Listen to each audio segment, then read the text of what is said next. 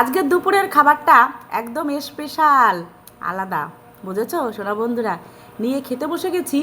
আজকে দুপুরে মনে হয় সব থেকে ভালো খাচ্ছি। সারা সপ্তাহে যে খাবারটা খাই তার থেকে আজকের দুপুরের খাবারটা সত্যি অমৃত লাগছে। এবার তোমাদের দেখাই কি দিয়ে খাচ্ছি। এই যে দেখো, ঘন করে না একদম গাঢ় করে মুগ ডাল করেছি। মুগ ডাল হোক বা মুসুরির ডাল হোক, আমার না অত পাতলা ভালো লাগে না। বুঝেছো বন্ধুরা? তাই গাঢ় করে মুগের ডাল করেছি। আর এই যে দেখো, এখানে 5 মিশালি বলবো না, 10 মিশালি সবজি আছে। বুঝেছো? 5 মিশালি বলবো না, 10 মিশালি সবজি আছে। কারণ এর ভেতরে নেই কি, সেইটা আমি তোমাদের বলতে চাই যে কি নেই।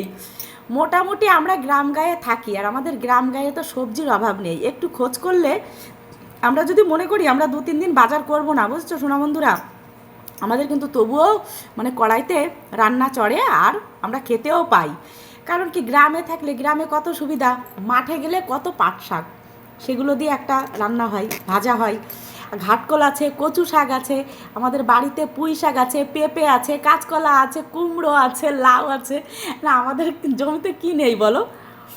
হুম। গ্রামে থাকলে সত্যি এই দিক দিয়ে কিন্তু ভীষণ সুবিধা। তবে কি, আজকে ইচ্ছা হলো না সবজি করি, তবুও মানে তবে ঘি ফোড়ন দিয়ে আজকে সবজিটা বানিয়েছি। 1 গামলা সবজি করেছিলাম, জানো তো বন্ধুরা? তোমাদের সঙ্গে আমি শেয়ার করি, দেখাই। এই যে দেখো, 1 গামলা সবজি অর্ধেকটাই আমি খেয়ে নিয়েছি। সকালে খেয়েছি, দুপুরে খেয়েছি। তবে ছেলে পাতেও নেয়নি, ছেলে খায়ও নি, ছেলে সবজি খাবেই না। ছেলেকে ডাল দিয়েছি, আলু ভাজা করে দিয়েছি, আর দোকান থেকে চিপস এনে খেয়েছে। এই হচ্ছে সমস্যা, ছেলে মেয়ে সবজি খেতে চায় না। সবজি খাওয়া কত ভালো, ওরা খেতে চায় না। ফালায় পড়লে না বিড়াল তখন গাছে উঠবে। বড় ছেলে আগে কিচ্ছু খেত না, কোনো সবজি খেত না। এখন এই যে দূরে থাকে, সুরাটে থাকে, এখন বলে মা তোমার হাতের ওই আলু সেদ্ধ ভাত, ওই অমৃত লাগে, ডাল আলু সেদ্ধ। আর আমাদের এখানে যতই হোটেলে ভালো মন্দ খাই না কেন মা, সেই টেস্ট না লাগে না, ভাতে কোনো টেস্ট নেই। আর আমি এই যে লেবু দিয়ে একদম গাছ থেকে টাটকা লেবু তুলে এনেছি। ওই যে বললাম আমরা গ্রামে থাকি, তাই আমাদের অনেক কিছুতেই সুবিধা। লেবু দিয়ে ডাল দিয়ে ভাত মেখেছি। আর ইচ্ছা ছিল না আজকে ভাত আর দুপুরে খাবো না, তবে অনেক কিছু রয়ে গেছে, ভাতও রয়ে গেছে। রাত্রে না কেউ ভাত খেতে চায় না। তোমাদের দাদাভাই দুবেলাই দোকানে ভাত খায়, তাই রাত্রে এসে না ভাত খুব একটা খেতে চায় না। ইচ্ছা ছিল মুড়ি দিয়ে ডাল দিয়ে মেখে সবজি দিয়ে খাবো, কিন্তু ওই যে বললাম ভাত রয়ে গেছে, ছেলে এখন খেতে চাইছে না, এখন আমাকে উদ্ধার করতে হচ্ছে। কিন্তু ভালো লাগছে, সত্যি ভালো লাগছে। তাই আমি এই যে ঝুড়িতে করে মুড়ি চেলে নিয়ে এসেছি। মুড়ির ভেতরে তো প্রচুর বালি থাকে। মুড়ি দিয়ে ডাল দিয়ে সবজি দিয়ে খাচ্ছি, দারুণ লাগছে কিন্তু খেতে। হ্যাঁ, এবার বলো সবজিতে কী কী দিয়েছি। এই দেখো, কাঁঠালের বিচি দিয়েছি।